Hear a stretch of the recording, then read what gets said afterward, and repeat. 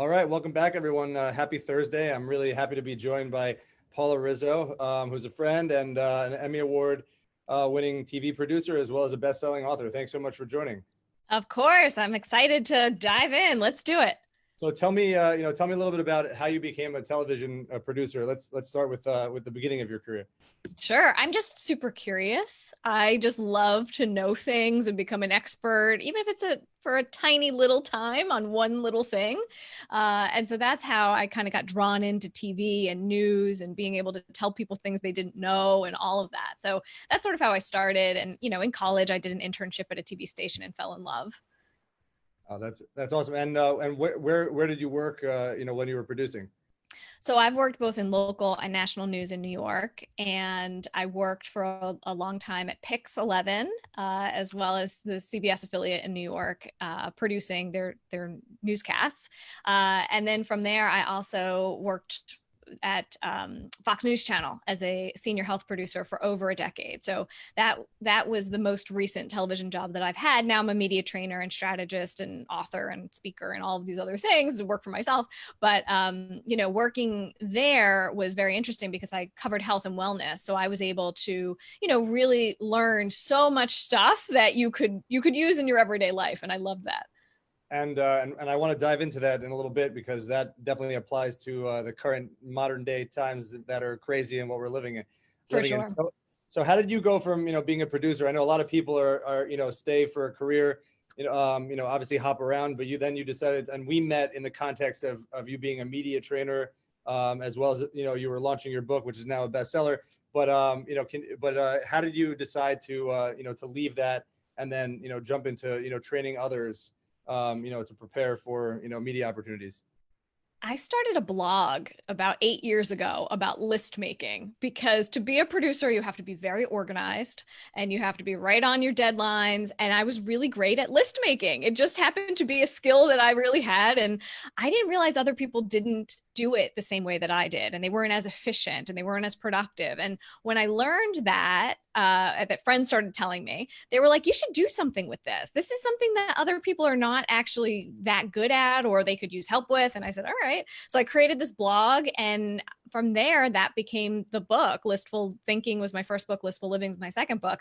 And so that sort of started it, but I was working full time and it was just a side hustle, and it was a fun project that I did. And eventually I was doing, so much speaking and coaching and even media training and things like that outside of work, that I was like, okay, I love my job, but it's kind of getting in the way of all the other stuff that I want to do. And so, after over a decade, I said, you know what, I think I'm going to leave Fox and start my own thing.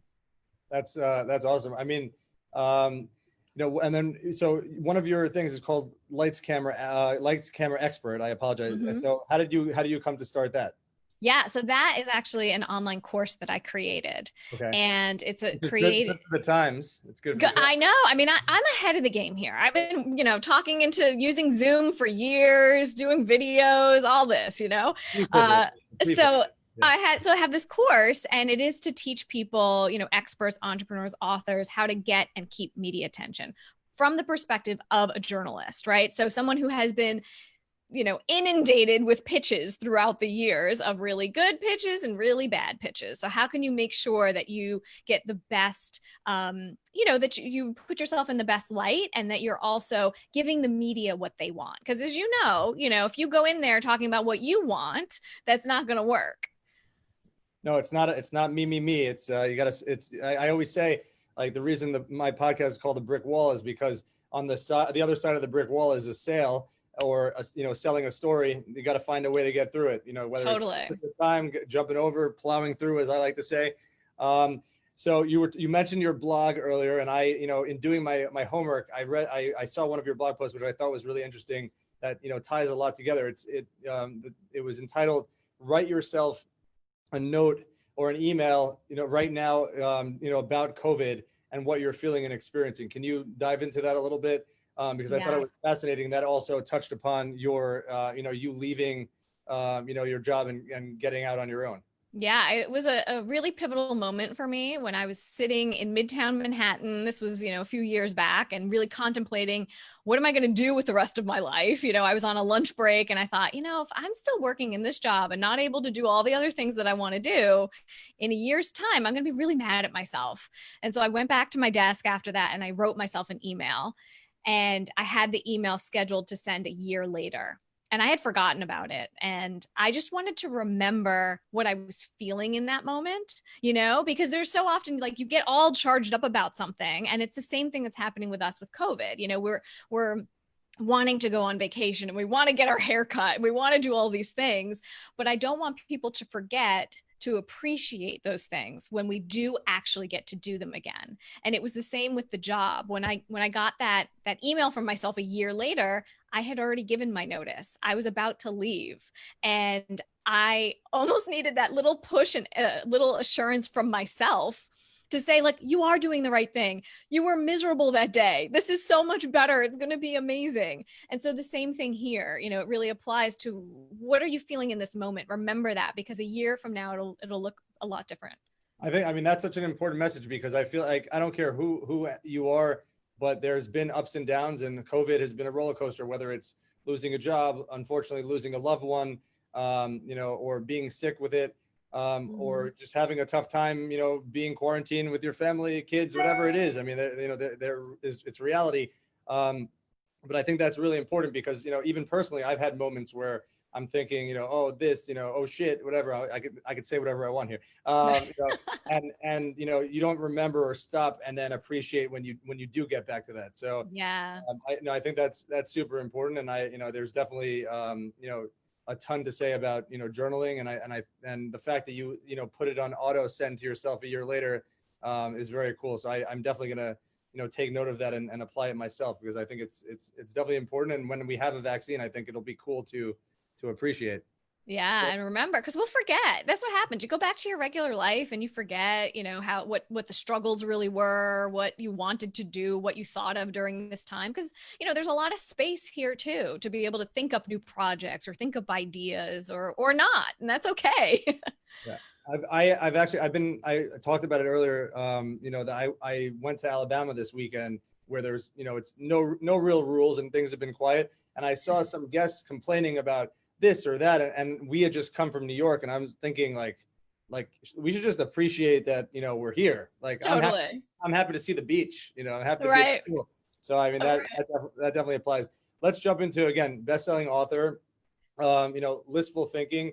Let's share some tips. First, tell us about the book, and then, I'd love to hear some tips, because we can all use help getting more organized in planning and executing everything in our lives. Yeah. So it's about using lists to be more productive, highly successful, and less stressed. So the less stressed part is the really important piece. There's a lot of productivity people who will tell you, how to get more done. And I do that too. But I always look through the lens of, how can you be less stressed out at the end of the day? Because we all have so many things going on. And one of the biggest mistakes that people make is that they put too much on their list, and then they're not setting themselves up for success, because you could never do all those things in a day. So you really have to make sure to pare it down and be focused on, what do you have the time and the resources to do that day. That's really important. Oh, so you're all about making it's a daily list, so that you can feel that sense of accomplishment. Exactly. Every night before I leave my desk. I mean, I did this when I worked in TV. I do this now as an entrepreneur. I sit down, and the last thing I do to, like, close my office for the day is to write a list of everything I need to do the following day, and just be very specific about it.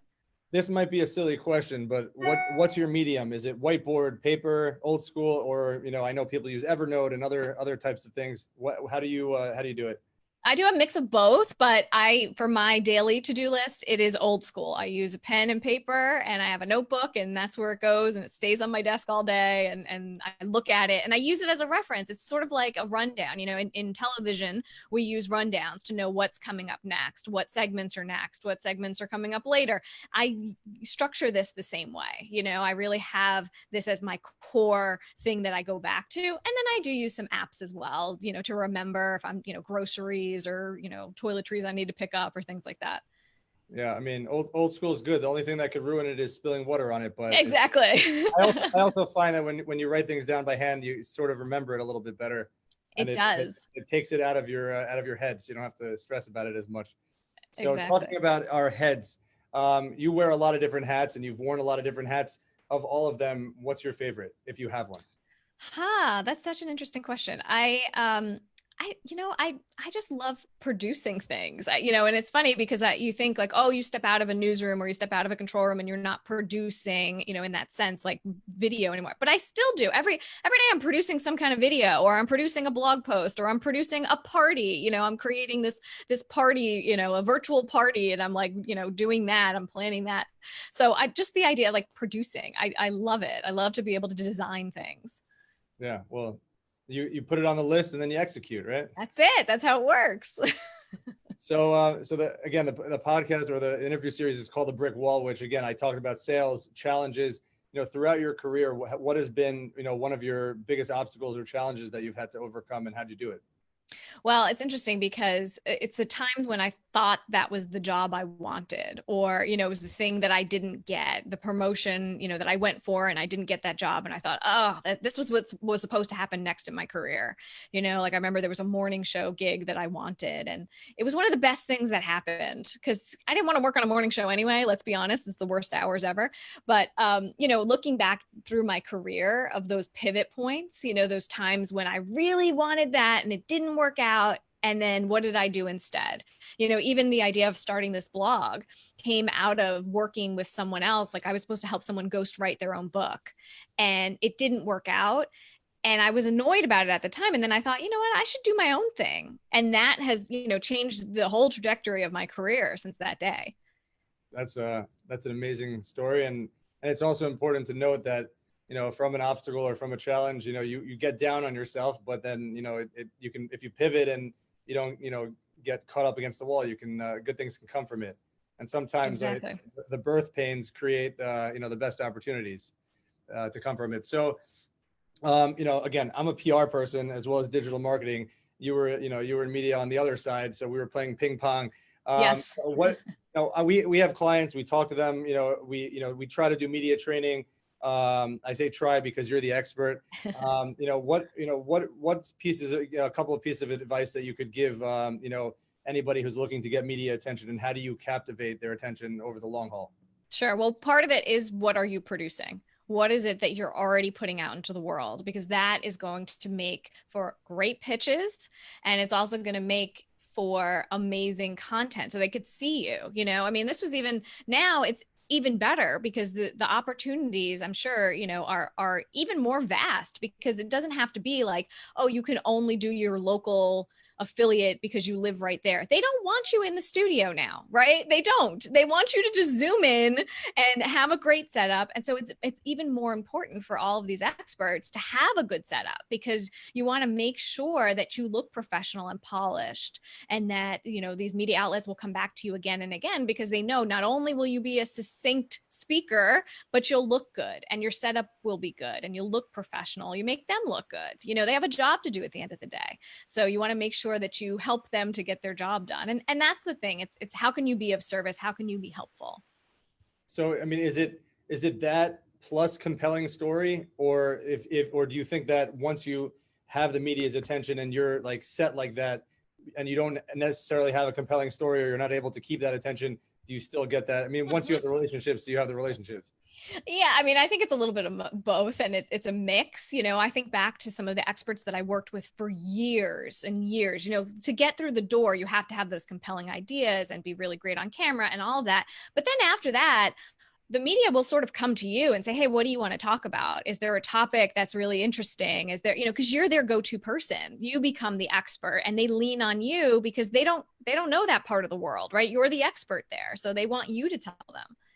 It's true. That's a good point. I always say that our greatest successes as a PR firm are when a client gets rid of us because they're inundated with media requests, because we've done such a good job. Like we had this attorney a couple of years ago, and he was a nobody prior, and we made him an expert, nationally. He doesn't need us anymore. Refers us tons of business, but he's busy enough and has enough media opportunities himself. So Now, I guess it's about the relationship and having good quotes and being available. Absolutely. And being the one, that they know they can call on, because, that's it. If a person calls you and you're not available, they're going to move on to somebody else. That journalist is going to move on because they still have a deadline, and you're done. They're done with you. Now they have a new best friend over here because they picked up the phone. Yeah. And that's only gotten, tougher as the news cycle is 24 hours and bang, bang, bang. So yeah. Absolutely. Exactly. But also it's about the content you put out there, right? So whether it be your opinions, a lot of times experts want to hold their stuff and they say, oh, I'll talk about this when I'm on TV. No, you should be talking about it now. Get on Facebook Live, put it on your blog, put it all over the place, because you can then take that and use it to pitch and say, hey, look at what I was talking about and look at all these responses that it got. People are really interested in this. And so you're showing that you're an expert in this field. I had one of my friends, Barry Smith, on a couple of weeks ago. He's on Real Housewives. So he's a dude. He's on Southern Charm. He'll kick my ass, and he's way bigger than me. He's on Southern Charm, New Orleans, the Bravo show, and he was saying that at first he would hold back, but the producers said, you have to say what you're thinking, because it's important. And I guess that's important. And we definitely have had clients, and there are people who hold back, but that's such an important thing. Last question on media is, what's the most important, piece of advice as far as like an overall media strategy, like, for a company, like if, let's say you don't have the sexiest story, let's say you're not a thought leader, but you want to captivate, attention anyway. Yeah, you do need to start before you feel like you're ready. And a lot of times, I work with a lot of authors. They'll say, oh, I'll do media when the book comes out. And I always tell them it's too late. You need to be doing it way before so that you can get comfortable and you can start, figuring out what you like to talk about, what gets you fired up and what's interesting to the world. Because what you might think is interesting might not be interesting to anybody else, So you have to test those things out. And the best way to do that is to just start, just get it out there and then see, dip a toe in the water, see what the responses are. And it's also helpful because you want to get used to being either on camera or being interviewed. You don't want to, book something really big. You probably won't be able to, but book something really big and that be your first time doing it, that's not going to work out well. Absolutely. So now I want to talk a little bit about Corona and about, your online. We talked about you being pre-pivoted, which is awesome. So, have you seen an increase, a decrease, or, steady flow, staying busy, being that your courses are online during the pandemic? Yeah, people finally realize the value of video. I've been yelling about it for years over here, and finally people are really getting it because this is what it is. People are not going to be returning to their offices. You need to be able to articulate and be and have your meetings this way. And so I do have a bunch of online courses, and it's been really great because people are very interested in learning online now, but also doing coaching. I've been doing a lot of workshops for companies and sales teams that now need to, sell using the camera. And also people who want to be more productive too. Working in a home office is very different than being outside the home, away from all of the people you live with and all of that. So there's been an uptick in that as well. And I just had a course that came out through LinkedIn Learning as well. That is all about how to set up your remote office for optimal productivity. And in that one, I'm able to talk about video too, because that's part of your office. Now you have a studio. It's part of the setup. Yeah. All you need is a laptop, right? That's it. Yeah. Do you find that your clients were they easier to work with prior, meaning when you're training them in person? And then, or I know you did Zoom prior, but then you throw them into a studio, but there's that cachet of cameras are around and I'm getting, set up versus, I'm sitting here and I'm just hopping on a Zoom casually, but it's really not casual because it's the same high stakes situation. Right. How have your clients reacted to that? Yeah, it's interesting. I've always done my training over Zoom. I've done a couple things in person, but I always wanted to do it via Zoom for the past 3 years because I want people to be comfortable talking to a camera like it's a person. And thankfully I've done that because a lot of my clients have come back to me and they're like, oh, you set me up. It's so great. Now I feel so much more comfortable to be able to produce my own videos, or if media came to them and said, hey, what's your setup like? They already had it set up. So that was really great for them, because look, when you go into a studio, everything is perfect. They have the lighting just right. There's a person doing your makeup. It's so much harder to get it right on your own. So, a lot of people have actually written to me and said, I'm so thankful that I did media training with you, like before I needed it. And that's the whole thing. Absolutely. And so as a teaser to your LinkedIn series, I definitely have spoken to people who've had, problems compartmentalizing. You got your kids running around, you have your spouse in the house. What are some tips and advice that you can share as far as like setting, because I want people to go there, of course, and we'll talk about it at the end where it can be found. But what are some tips that you can share that, help you be productive at home, which is extremely difficult? Yeah, boundary setting, right? I mean, it is difficult when there's other people in the mix, but I think over communicating with people and telling people, hey, this is what my schedule is for the day. And so here are the like non-negotiable times where I cannot be disturbed. I mean, the best of intentions too, right? We've all seen the clip of the BBC dad, with the kids coming in during his live shot, which is like the most amazing video ever. Poor guy. But, to be able to articulate those things, but also the way that you plan your day, it's important. It needs to be planned around other people now. So you need to sort of have that, talk about, okay, if you're have kids in the house, who's watching them at this point, what's doing, to make sure that you have like a really great rundown for your day. So I guess list making and prioritizing everything on a daily basis is probably more important than ever now, because you have all these distractions. Even if you set those boundaries, a 3-year-old or a 5-year-old doesn't know how to, really, doesn't understand established boundaries. They're pushing that. Totally. Yeah. It's also really important for you to know how long it actually takes you to accomplish some of these tasks, because that will make a big difference when you're trying to fit things into your day in a different way, and this comes back from my TV days of knowing exactly like how long is 30 seconds? How long is a minute? Does it take me 2 hours to do this, or does it take me 20 minutes? When you're realistic about those times, then you'll be able to get more done, if you're able to focus during that time. Absolutely. That's fantastic advice. And I'm going to have to check it out on LinkedIn as well. Yeah. Thank you. Being that you spend so much time in news media, the news cycle, as a PR person, it seems like the news cycle went from 2016 election to Trump, or anti-Trump, right. And then pandemic. So, I mean, and you worked in, as a health producer, what has the news cycle, felt like to you? And, if you were back in the hot seat, producing, what would that experience have been like right now? Or what is it like for those that are producing now? Yeah, well, early on, I knew, producers and editors are, starving for stories in the very beginning when this first started, because it's like they can't get information about something like this fast enough, and different angles and different takes on things. And so I started pitching myself right away as an expert at working from home, and saying, hey, people are going to be working from home now. They're going to be doing more video. I know you probably, haven't talked about this yet. Can I write something? And so, I was able to get in, Fox News, the Boston Globe, CNBC, because they need the content. That's the whole thing. I know, if you look at it that way, like I'm helping them to do their jobs, it's a totally different, game. It's a game changer. But now oversaturation, right? That was in the very beginning. Now everybody has talked about work from home. Everybody's talked about video. So now it's about, okay, are there other themes or other things that you can help with? And, in terms of health, anytime I had an expert who was able to show me, hey, this is what's going on in my, what practice, or, with my patients or whatever, and been able to tell me that and show me a different, a different take on it, it was always helpful. So don't underestimate what's going on in your everyday life, or your business that might be interesting to the media. I mean, we definitely, that's a great point. We had, early on, we had some clients who, were running their business while, dealing with the pandemic and managing their life. And, they got, a decent amount of coverage because that was an interesting story, but that died off.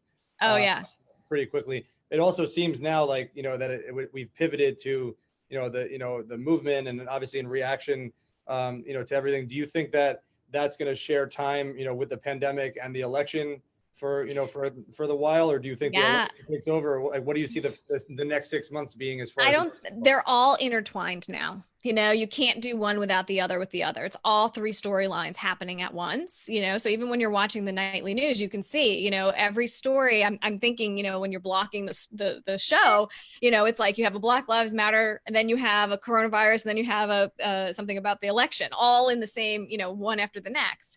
And it's going to last, throughout the year. I mean, even into next year. It's so crazy to think, where we were like at the in January and where we are now. You can't predict it, but these stories are not going away. And as a producer and someone in news, I mean, who is in news, do you ever turn off and not read the news or not watch news? I mean, I know it's hard for us to do that because it's sort of an addiction in a sense, but have you ever done that, or do you do that? And what is it like? When I first left Fox about 3 years ago, I was like, I need a cleanse. I can't be doing this at the level that I was doing because, you need to, it's your homework. You need to know every story and what's going on. And it was nice to kind of pull away from that and be a little bit like ignorant to the world for a little while. But then it's ingrained in me. It's the news bug. I couldn't help it. I had to get back in. And so now I'm just very strategic about how I consume media. So, I do a little bit in the morning, and I do a little bit in the afternoon, and a little bit in the evening, and that's it. I can't like inundate myself too much because now, to your point, these storylines are pretty much the same every single day.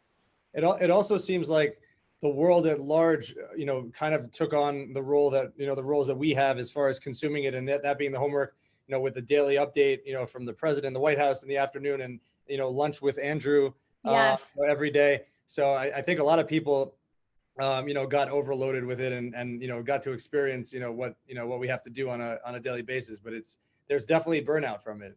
It's true. I mean, and it is better sometimes to just like get the headlines, get the overview of what you need to know, and then move on. Absolutely. Because everything's breaking news, right? It's true. Exactly. There's a banner on everything, Yeah, exactly. So what do you think people, again, we talked about it a little bit earlier, but and you talked about, pivoting, clients and yourself in the news media. Like, how do you, and we talked about it specifically for COVID, but now that we have this intertwined, these three storylines and other things added into it, how do you penetrate that? Because you have to do it carefully and sensitively, especially in the times right now. Yeah. And I think, don't try to be too much to too many people, stick in your zone. And if something is truly, truly relatable to what you do and what then go for it. Don't push the boundary too much where it's like, this doesn't really fit, because the media will see right through that and be like, this doesn't make sense to us. This is not, so you don't want to go too outside of your zone just to be able to jump on the news cycle. You want to still stay true to your expertise. Yeah, sincerity is definitely important. So we talked about media training. How about Zoom training? I mean, I know you say you do it all, all the time. That's your medium with clients. Have you had anyone approach you to say like, hey, I'm, doing this real awkward networking thing on Zoom now, and I'm going to be with 50 people, and I've never done it before. Usually I'm in a room and it's, in person. Have people come to you for, a simple thing like that? Yeah. I actually did a training for some tech people, like software engineers who are looking for jobs, and a lot of their job interviews are now virtual, and so they need to stand out, right? It's not just about, are you the best person to code this site or do whatever. They want to see you, they want to know how you'll be and what your personality is. And so for that, like, to train people to be able to show your personality a little bit, and the same thing with networking. I always teach people to think in headlines. What are your bullet point headlines for if somebody just listened to you for 15 seconds, will they learn something from you? What will you say that will be memorable? And it takes practice. It's not something that you get right out of the gate. It takes a little bit of practice. So for people who are newer to this, just give yourself a little time to try out and build the skill. Yeah, that's important advice, and it's I think it's something that we're all going to have to get used to. I saw the New York City Board of Education even said that, they're going to have a mixed schedule with, students being online. How about that? How do you captivate, children's attention? I mean, are teachers going to have to train, not just in the technology, but, but in captivating the audience when they're young kids or, teenagers who really don't want to be in a classroom, certainly not in their home on Zoom all day. Exactly. But there's so many distractions and other things I could be doing. You're giving me an idea. Maybe I need to train some teachers. But this is, and the idea though here is everyone's attention span is very short, especially social media and all of that. And kids, theirs is even shorter. So, being able to capture attention and really get to the point as fast as possible and knowing those headline points, even with kids, is super important, and keeping the lessons short and to the point and very, succinct. And that's, when you're watching the news, that's what they're doing. They're telling you a story in 15 seconds. So you can do that too when you're teaching, when you're networking, when you're whatever. You don't need to take 15 minutes. You could take 15 seconds. It's a different type of storytelling, but you're still getting a point across. That's a great point. So now, I want to switch over a little bit to personal stuff. So where are you quarantining, or where have you been quarantining? So I did quarantine in New York City. We were there. My husband and I were there. We stuck with it the entire time. About a month ago, we decided to come down to Miami because it seemed like a great idea at the time. And now it seems like the virus has followed us. There were no cases. There's no cases. Yeah. So now we're here, but at least we're near the beach and the weather is beautiful and we have some outdoor space so we can, socially distance in a fabulous way, I guess. The beach doesn't hurt during these times. That's there's something about nature. What do you do to, you seem like you are an extremely positive person. What do you do to stay extra positive during challenging times like this? I've been connecting with a lot of people. Zoom is new to a lot of people, and they're getting to learn it. But I try to pop in with friends. I'm using different apps. There's an app called Marco Polo that I really like to be able to create videos and talk to your friends and your family members, and just stay in touch with people and just check in and say hey. And I've been able to watch a lot of great TV and read some good books, and just look at this as a positive and not a negative, like I'm stuck in the house. I'm looking at the positive part of this. What shows or what favorite shows and favorite books have you read and watched? So just recently we started watching Schitt's Creek, and it is okay. The beginning, you're going to be like, I don't know, is this funny? This is kind of stupid. I sort of hate this show. And then you get so into it, you can't stop watching it. So we're on season 4 and I'm totally addicted. So I love it. And I've been reading some mystery novels and, some things at night. I like to read right before I go to bed and read some fiction. Because I used to read nonfiction before I went to bed. And that was just, I'd be taking notes and writing things down and having big ideas. And I was like, this is not how you're supposed to fall asleep. This is not working for me. So I take that time. Yeah, that doesn't turn you off. No. Aside from reading and watching, have any new, you have tons of amazing skills, but have you learned any new skills or picked up any new hobbies during the pandemic? I have. So because of the LinkedIn Learning course that I created, I produced it, I wrote it, all of that. I was supposed to be in LA to shoot the video. And because of the pandemic, I couldn't. So they sent me all of the equipment. They sent me a teleprompter, all the lights, the camera. Thankfully, I have a production background. So I was able to do it. My husband does as well. So he helped me. But what I learned was how to do my hair and makeup for TV. And I enlisted the help of a friend of mine who's a makeup artist for a long time at Fox News. And she walked me through via Zoom. We did a whole class and she taught me how to do, because it is different. The way you do your makeup for regular life is not the way that you do it for the camera. So that is a skill that I picked up during the pandemic. Well, I'm gonna need to get some of those tips from you. There's some for men too. Yeah, I know some dudes who wear it, and you have to. It makes you look better. Yeah, for sure. I could definitely use some help there. What do you miss most of? I know again you're on Zoom and rocking that, but we all miss something about normal life. So what do you miss most about normal life? I do miss traveling. That was part of the reason why I wanted to work for myself. And, I wanted to travel at least once a month for work or pleasure and, tack on a fun trip or do something. That was part of the appeal of doing my own thing. So I really miss that. There's been 6 trips that I've had to cancel since this all started. I had a lot on my plate. And I was supposed to go in September to Portugal and Spain with my mom. So that's not going to happen this year, but it will eventually happen. But that for me is definitely the thing I miss the most. Yeah, absolutely.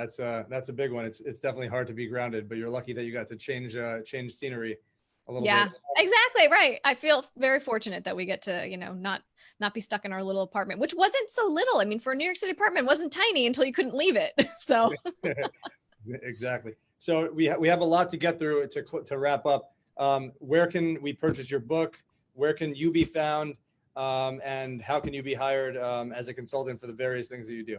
thank you. Yeah. So my book is everywhere. Both of my books, Listful Thinking, Listful Living, everywhere books are sold, Amazon. If you go to paularizzo.com/checklist, you will get my checklist for being a go-to media expert. And you'll learn all about, how we can work together, what kind of workshops I'm doing and all of that. That's awesome. I appreciate you joining me. Wish you and your husband, health and safety, and Thank enjoy you. Miami. You And as well. thanks so much for joining me, Paula. Of course. Talk to you soon. Thanks. See you soon. Bye.